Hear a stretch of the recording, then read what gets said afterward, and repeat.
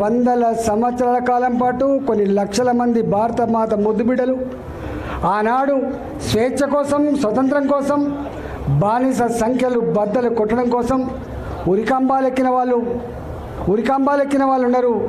జైళ్ళలోనే మగ్గి చనిపోయిన వాళ్ళు ఉన్నారు. అనేక మంది తుపాకీ తూటాలకు బలైన వాళ్ళు కూడా ఉన్నారు. మనకు తెలుసు. ఆ చరిత్ర ఉంది కాబట్టే ఇవాళ మనం ఉన్నాం. చరిత్ర లేకపోతే ఇవాళ వర్తమానం లేదు. వర్తమానం లేకపోతే భవిష్యత్తు లేదు. కొంతమంది వెకిలిగాళ్ళు ఇంకెక్కడి తెలంగాణ ఉద్యమమే అంటారు. ఇవాల్టికి కూడా హుజురాబాద్ ప్రజానికానికి చిరస్థాయిగా వాళ్ళ గుండెల్లో నిలిచిపోయే సన్నివేశాలు తెలంగాణ ఉద్యమ ఘట్టాలు మాత్రమే. అది కమలాపూర్ నియోజకవర్గంలో, అది హుజురాబాద్ నియోజకవర్గం కావచ్చు. అనేక మంది ఇక్కడ ఉన్నారు.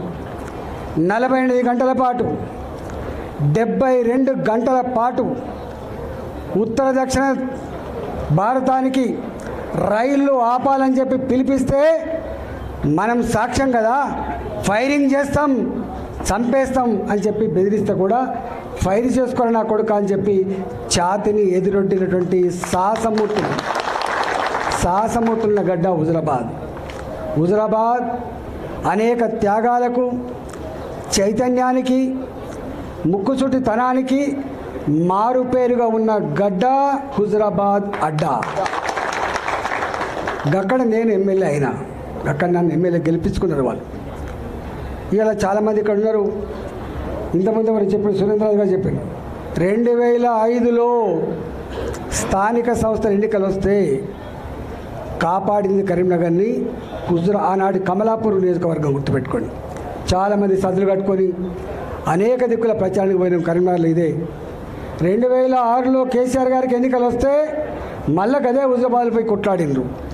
ఇవాళ 1 కాదు 2 కాదు, తెలంగాణ వ్యాప్తంగా ఎక్కడ సాహసోపేతమైన ఉద్యమాలు జరిగినా ఆ సాహసోపేతమైన ఉద్యమాలలో పాల్గొన్న బిడ్డలు హుజురాబాద్ బిడ్డలు. ఇవాళ మానుకోట ఇవాళ గుర్తు, మానుకోట రాళ్లకు మొక్కాలని చెప్పి ఇవాళ కూడా మాట్లాడుకుంటాము. మానుకోట రైల్వే స్టేషన్లో చిందిన రక్తం సాక్షిగా అనేక మంది ఉన్నారు.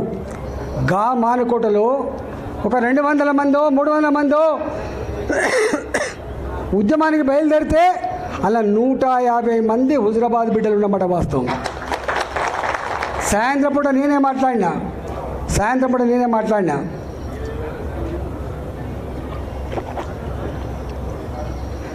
భార్య పిల్లలు గుర్తొచ్చితే వాళ్ళ ఇంటికి వెళ్ళిపోండి. భార్య పిల్లల కంటే కూడా తెలంగాణ ఉద్యమం ముఖ్యం అనుకుంటే ఇక్కడ ఉండిపోండి అని చెప్పిన నేను. 150 మంది పోతే 70-80 మంది మాత్రమే నాతో మిగిలిండ్రు. ఆ మిగిలిన దాంట్లో అనేక మంది ఉన్నారు. అందులో ఒక బిడ్డ ఇక్కడ శ్యామ్ మా జడ్పీటీసీ ఆయన ఆ రోజు తుపాకీ తూటాలు వెళ్తే ఒక రబ్బర్ బుల్లెట్ ఆయన తోడ తగిలింది. ఆయన గిలగిల కొట్టుకున్నప్పుడు అనేక మంది బిడ్డలు రక్తం మడుగులలో గిలగిల కొట్టుకుంటూ కూడా వాళ్ళన్న ఒకటే ఒక మాట, అన్న బతికించండి, బతికిస్తే మళ్ళీ తెలంగాణ కోసం కొట్లాడుతున్నటువంటి చరిత్రకి సాక్ష్యం నేను. అలా ఒక బిడ్డని తీసుకొచ్చి శ్యామ్ని తీసుకొచ్చి హాస్పిటల్ చేసి అంటే ఇవాళ గక్కడి నుంచి వచ్చినాడు. మనం ఇంకా మన గురించి ఎక్కువ చెప్పుకోవాల్సి అక్కర్లేదు. మనంగా బయటికి రాలే. చాలామంది అనుకుంటారు మనంగా బయటికి రాలే. అనేక రకాల అవమానాలు ఉంటాయి. అవమానాలు బయటకు వచ్చేటి ఉంటాయి, అవమానాలు దిగుమింగుకునేటివి ఉంటాయి. దిగమింగుకుంటాం, తెలంగాణ ప్రజల కోసం దిగమింగుకుంటాం. చాలామంది తెలియదు, పదవుల కోసం పెదవులు మూసేవాడే అయితే ఇవాళ 2 సార్లు మంత్రి పదవి అనుభవించిన నేను ఆర్థిక మంత్రిగా ఉండగా కూడా ఆనాడు మున్సిపల్ కార్మికులు సమ్మె చేస్తే ఆనాటి ముఖ్యమంత్రి కేసీఆర్ 1700 మంది కార్మికులని ఒక కలంపోటుతో తీసేసినాడు. తప్పుగా ఆకలితో ఉన్న వాళ్ళతో పెట్టుకునే ప్రయత్నం చేయొద్దని చెప్పి మంత్రిగా ఉండి కూడా చెప్పగలిగినోడు ఈటల గుర్తుపెట్టుకో. మళ్ళీ వాళ్ళకు అండగా ఉన్న 1700 మంది కార్మికుల్ని మళ్ళీ తీసుకునే చరిత్ర మీకు తెలుసు. తెలంగాణ వ్యాప్తంగా ఆర్టీసీ కార్మికులు సమ్మె చేస్తే కొంతమంది విధవలు మా దాంట్లో ఉన్నారు, వాళ్ళు సపోర్ట్ చేస్తున్నారని చెప్పి మమ్మల్ని నిందించినా కూడా మేము ఆర్టీసీ కార్మికుల సమ్మె న్యాయమైందని చెప్పి సపోర్ట్ చేసినటువంటి రెండు ఎగ్జాంపుల్ చెప్తున్నా, ఇంకా అనేక ఉంటాయి. గక్కడి నుంచి వచ్చిన వాళ్ళం మేము. ఆర్థిక మంత్రి కంటే ఇంకే పెద్దగా ఉంటుంది, ముఖ్యమంత్రి పదవి ఉంటుంది. నాకు తెలియదా ఈ ప్రభుత్వం ఈ ముఖ్యమంత్రితో కొట్లాడుతున్న పదవి పోద్దని? ముఖ్యమంత్రితో కొట్లాడడం శ్రేయస్కరం కాదు తెలియదా నాకు, కానీ చేస్తాం. ఎందుకంటే మేము పెడుసు నుంచి వచ్చిన వాళ్ళం కాబట్టి, ఆత్మగౌరవం కోసం కొట్లాడిన వాళ్ళం కాబట్టి, అన్యాయాలకు అక్రమాలకు దుర్మార్గాలకు వ్యతిరేకంగా బరిగీసి కొట్లాడిన వాళ్ళం కాబట్టి, పదవుల కోసం పెదవులు మూసుకోవద్దు కాబట్టి, గక్కడ ఆ కల్చర్ గుండెల్లో పెట్టుకున్నాం కాబట్టి మేము కొట్లాడితే సరే ఆయనకి ఏమనిపించిందో మళ్ళీ తీసేసాం. 2021 తీసేసాం. 2021లో తీసేసిన తర్వాత వందల సంఖ్యలో ఆనాడు నాయకులు మొట్టమొదటి పోయినాడు 5 లక్షలకు అమ్ముడు పోవచ్చు, తర్వాత లాస్ట్కు 2 కోట్లకు కూడా అమ్ముడు పోయిన ఉండొచ్చు.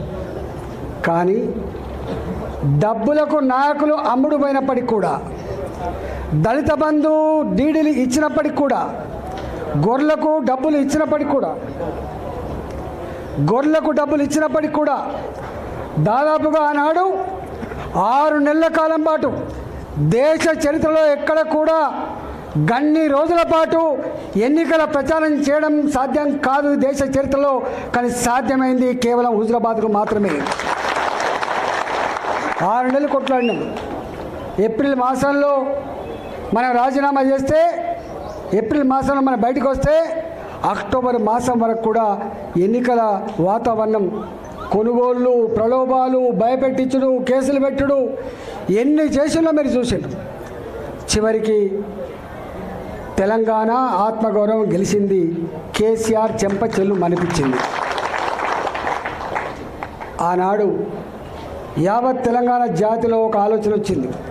ఓహో, ప్రలోభాలు ఉన్నప్పటికీ, డబ్బు ఖర్చు పెట్టినప్పటికీ, ఓటుకు 10,000 రూపాయలు ఇచ్చినప్పటికీ హుజురాబాద్ చూపిన చైతన్యం, హుజురాబాద్ చూపిన తెగువ చాలా గొప్పగా ఉందని చెప్పి ప్రపంచంలో ఉన్న తెలుగు వాళ్ళందరూ కూడా కీర్తించిండ్రు 2021 ఫలితాన్ని.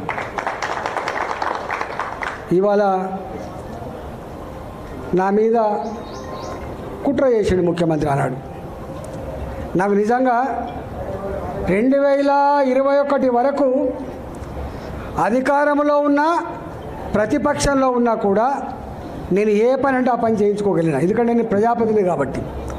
2014 వరకు నేను అధికారంలో లేకపోవచ్చు, ఎమ్మెల్యేనే ఉండవచ్చు, నా పార్టీ అధికారం లేకపోవచ్చు, కానీ నా రోడ్లు ఎక్కడ ఆగలే, నా రోడ్ల నిర్మాణం ఎక్కడ ఆగలే, నా ఇళ్ళ నిర్మాణం ఎక్కడ ఆగలే. నా